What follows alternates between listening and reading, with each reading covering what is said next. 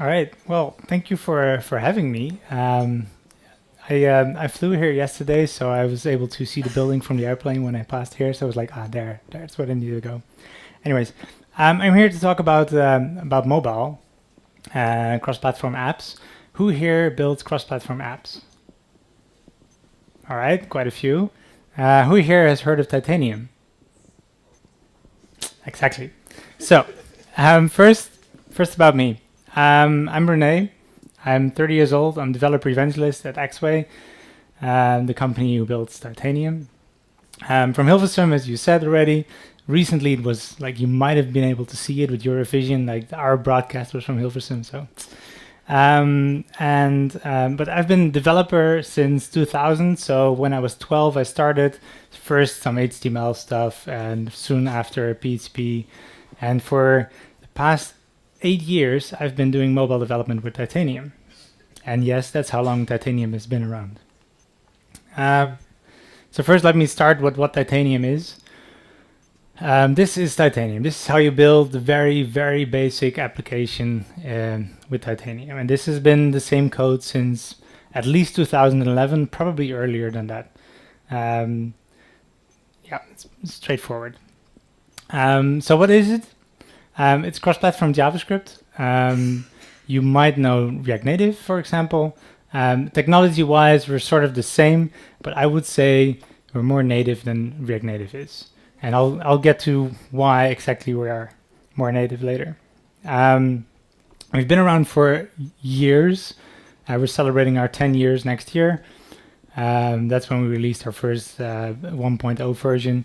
Right now we're at 8, and we are going, and we keep going. We're enterprise backed, which doesn't mean it's paid. No, we're open source on GitHub and everything, but it's enterprise backed, meaning that the company Axway is an enterprise company, and we have enterprise customers, and they all pay for bug fixes that are pushed to open source straight away. So it's nothing like priority, whatever.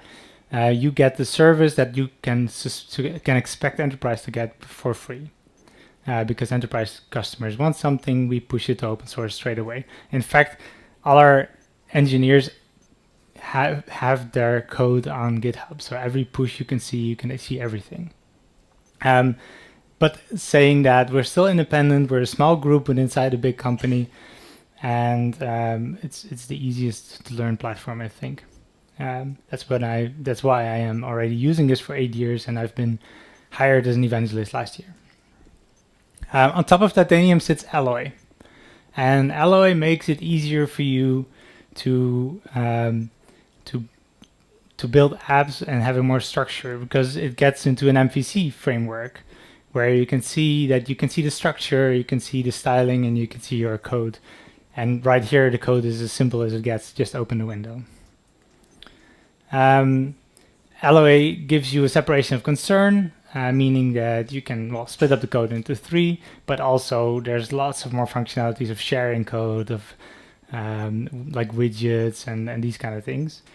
There's a built-in garbage collection, which is a big topic on mobile, because on mobile you don't only have to deal with iPhones and Galaxies, you have to deal with €100 Chinese phones as well. So you need to keep your memory as low as possible, and with the built-in garbage collection, there's very little you need to do to keep it in check. Themes, which I can show in a demo. I'm not sure if I'll get to it, but theming is very useful if you want to have, for example, different colors in different stages of your app, or if you want to deploy the app to multiple different stylings. Easily extendable, I'll get to the demo as well. Data binding using Backbone. I mean, who knows Backbone here? I mean, it's been around for probably even longer than Titanium has. And because it's so old, it's stable and it works really well, and I'll show you why. And with Alloy, you also get specific rules, like say, I can dislabel, I want to have style on Android or on iOS, or you can do classes like you are familiar with CSS.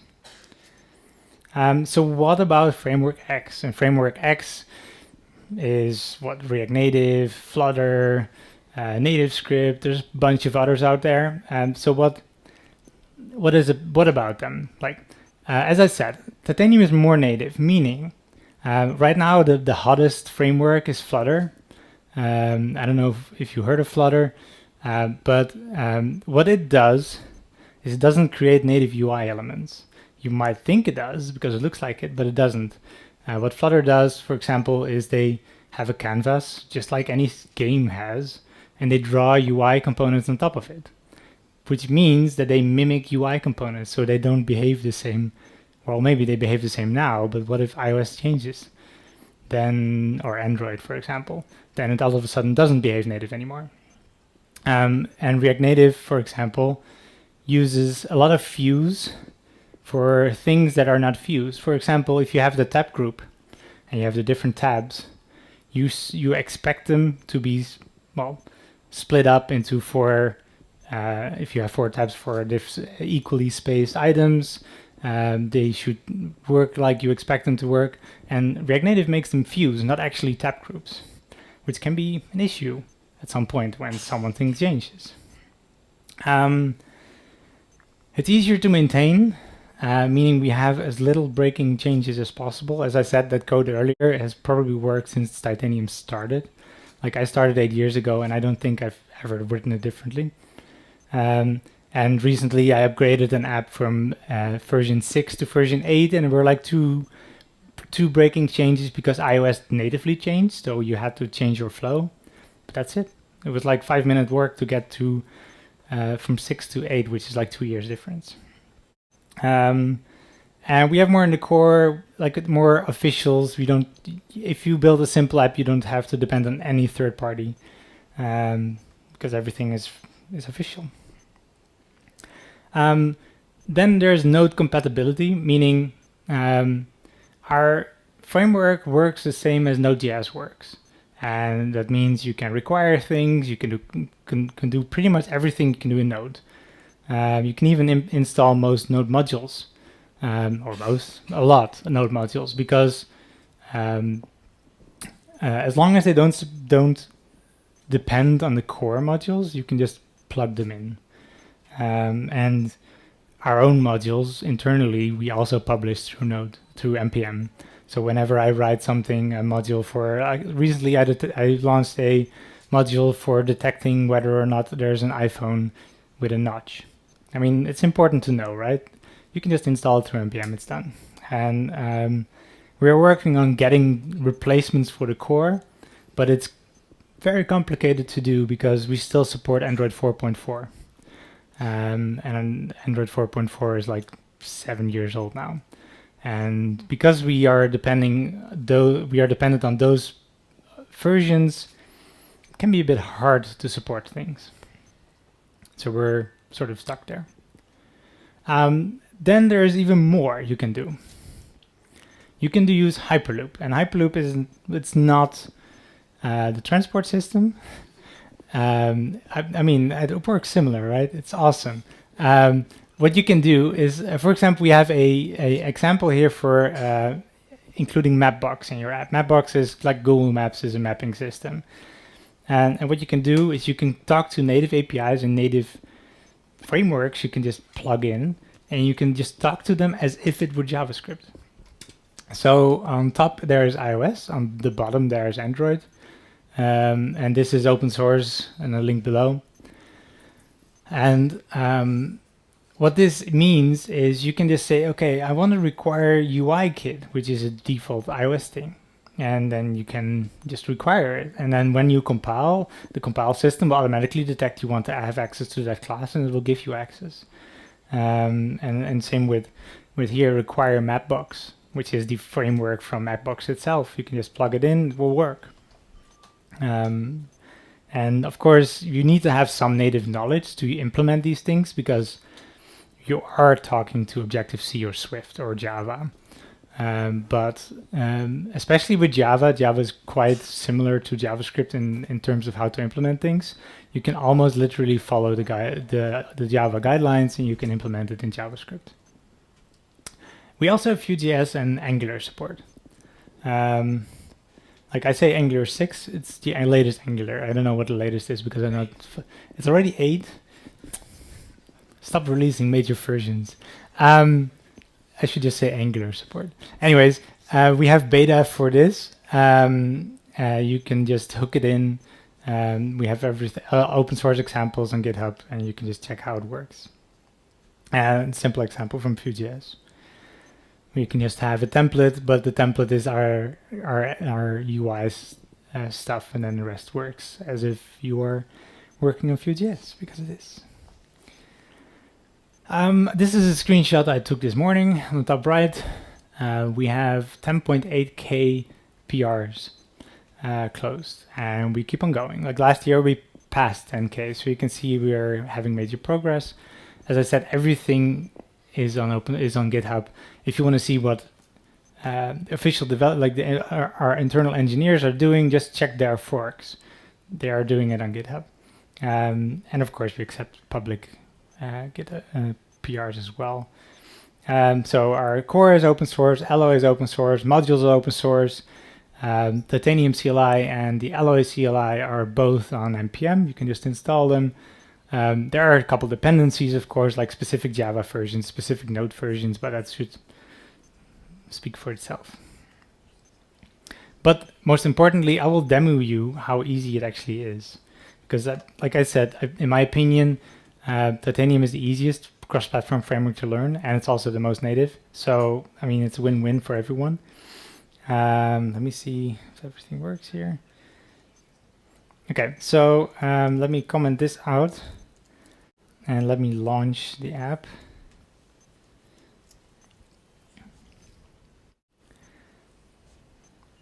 Change the resolution. So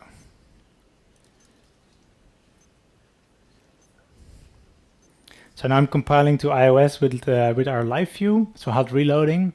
And as you can see, this is a simple hello world. Maybe you cannot see it. It's quite small actually, but it says hello Warsaw. But what it is basically a window with a label in it. That's everything. The only code I prepared is an HTTP call to get news. So there's a newsapi.org where you can get news from all kinds of sources. And that's the only code I prepared. This is like what the code you see here. Let me make it smaller here. The code you see here is pretty much copy paste from the documentation, and I have a sorting in there because for some reason the news API sorts the oldest first. So I sort them in the inverse, so I have the newest first. And that's it. So it's just API call, which is basically the same as you see in the web as well. And that's all the code I prepared. Besides that, it's just a Hello World application, and I'm gonna build a news app. And there's a backbone model, which is basic. Like I didn't change anything in this thing. So what I'm gonna do is first I'm gonna include the news collection. Let me make an instance collection, and let's give it an ID. News items like that. As you can see, it works. So what I'm gonna do here is I'm gonna fetch the news, which I had prepared, and you will see the first item that we are getting. And I filtered on Warsaw, of course. I mean, I could have filtered on anything, but it seemed the most relevant for me. So, so now we have a lot of items. And what do we want to do? Of course, we want to insert this into Backbone. So Backbone is really useful like that, and it can say like news items dot reset data, and then you can just insert, in this case, 100 models of data. So now we have a collection prepared. Of course, we want to render this, so we're going to make a list view with a list section. There we go. Give it an ID. So what you should see now is, well, you cannot see it, okay? Is you see the default list with the stripes in between. And this all works on Android as well. Oh, and as mentioned in the intro, this works on Windows Phone too, surprisingly. But of course, no one uses it anymore, so but we have support. So what we want to do is we want to render our collection here. And you think, well, we barely have anything here. But if we do data collection here and we reference our collection here, so news items, and we are going to say list item title is, and then let me look at the data structure. Oh, there's already title. Okay, title. Then we should have a list of items. There. We rendered our headlines. Pretty much it. Of course, you're missing some UI components here. Oops. So let's make it a navigation window so we actually have something that represents a iOS application.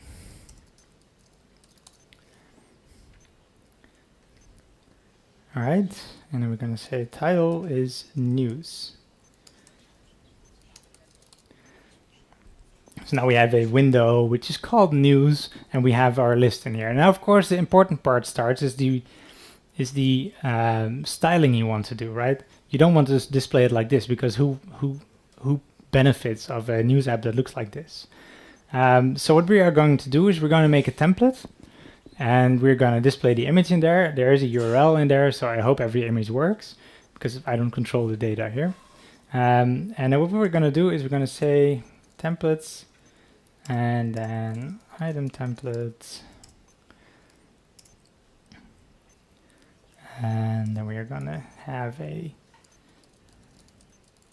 going to make a wrapper view, of course. It's getting complicated on a small screen like this. And then we're going to have a label which is title, like that. We need a bind ID for binding the data, and the ID is for styling. And what we're going to do is title text is title, and let me see, name is default, and there's some groundwork there. We need to specify which template was needed. So right now, what we see is a label which is like, it's quite tall. You don't have many reasons for having it this tall, but that's because this defaults to maximum size. So if we're going to say, not ID, height is 150, you should see smaller items. There, they're smaller, and there's a stripe in between on my screen, but on here you see it, you barely see it, but there's a stripe there and there's one there. Like, it's there. Okay, now we're going to add some styling to our title. No, there. Title. We're going to position it on the right, so right 20, and we're going to do left 150. There's some default things. So now it will be positioned on the right. It will have it will be taller. It will be narrower. API call is not too fast, I believe. There. Now they're on the right. So we have place for the image on the left. So we can say image view, image. It's pretty straightforward. So we have an image view here, which also represents a native image view. And then we are going to bind, let me make it like this, image. And let's see what the property in our API is, because I don't know. URL to image. Okay, so we're going to put it in there. And then we are gonna need some styling here. My app just crashed. So left 0, width 150. Oh, let's make it 140. And I'm gonna do the aspect ratios right now. So images will look a bit distorted, but there's really simple solutions for that. But it's too complicated for doing it on a demo, right? So now we are positioning our image with a left of 0, width of 140, and the height is fill, so basically the 150 that we specified. So in theory, we should see images now. No, we don't. Yes, oops, indeed. I don't know what's happening. Invalid image type. So then it's actually not the we're getting not actual images. That's a bummer. That's what we can do.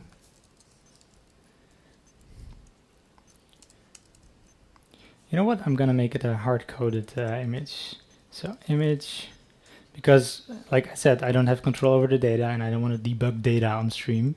I mean, so there's this nice website called Place Kitten. Let's give it 400 by 400. Yeah, that's the thing, right? You need to rely on external data on a demo like this, and then of course it doesn't work. Like I said, I didn't prepare any code, so I could have figured it out if I tried my code first. There.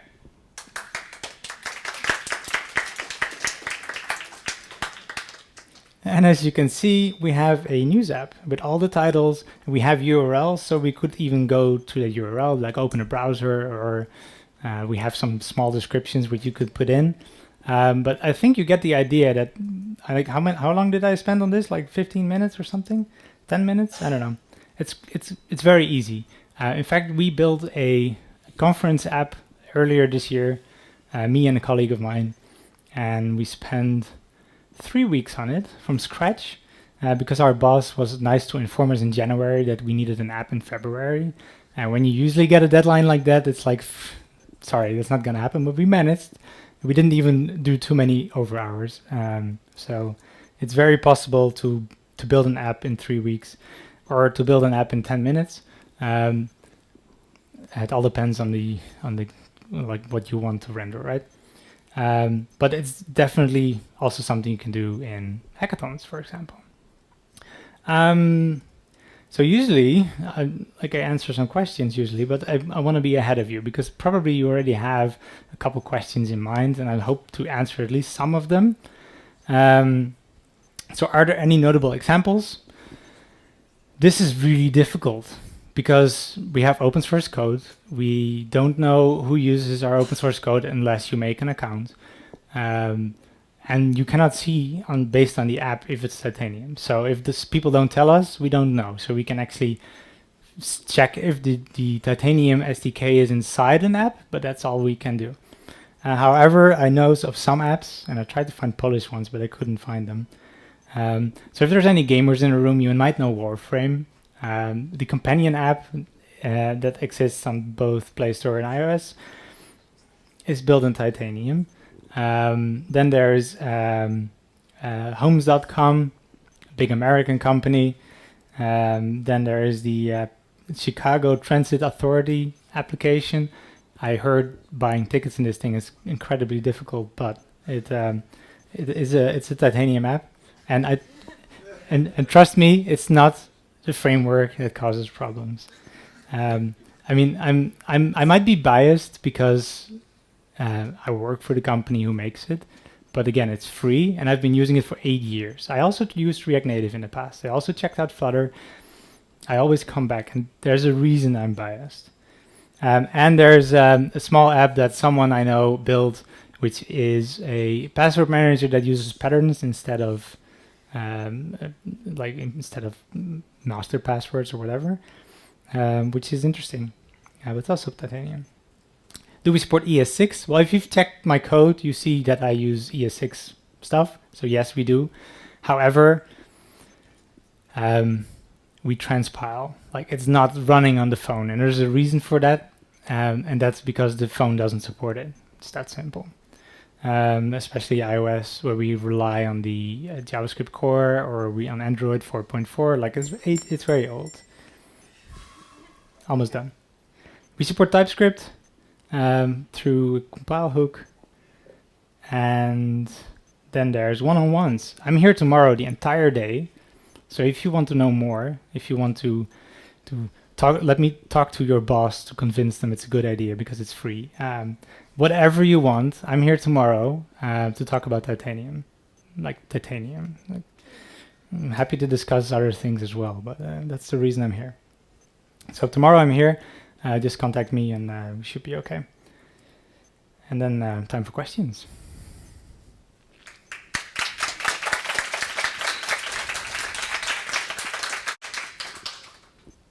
Okay, Piotr. A question from Piotr, surprisingly. So TypeScript is great and ES6 is great, but one of the reasons we are using React is the component model, which allows you to, structure your app with components. And in your demo, you had one view, right? What happens if you have multiple views, multiple nested elements that act independently? Good question. What you can do very simply is you can just require elements. Like there's an XML tag called require. It doesn't require like Node.js does. So you can require a different view. You can require a widget that you've gotten from a different app. You can even require modules, for example, for Google Maps or whatever. So like you can structure your app as complexly as you want. Sure, thanks. Okay. So my question, how performant is your framework? And is it the same performance on Android as on iOS? Well, it depends on how fast the phone is. But we use on Android we use the V8 engine, which is the fastest JavaScript engine there is. And on iOS we use the built-in JavaScript engine, so which is also insanely fast. So that's the only bottleneck really. Besides that, I think you won't even notice you're using Titanium as opposed to native apps, unless the programmer fucks up, of course. Any other questions? Right. So great applause. There was one there. What? Sorry. Another one. If I can, one last question Sure. is, how do you do animations? It's a good question. We have built-in animations, like some default ones, and there's a official module with those animations, and there's of course community modules as well for animations. Animations is tricky. There's also a module for Lottie, for Airbnb After Effects animations, for example. So it depends, but it's not the best framework for animations, I guess, as opposed to Flutter, because that uses the canvas. All right, so great applause for Rene.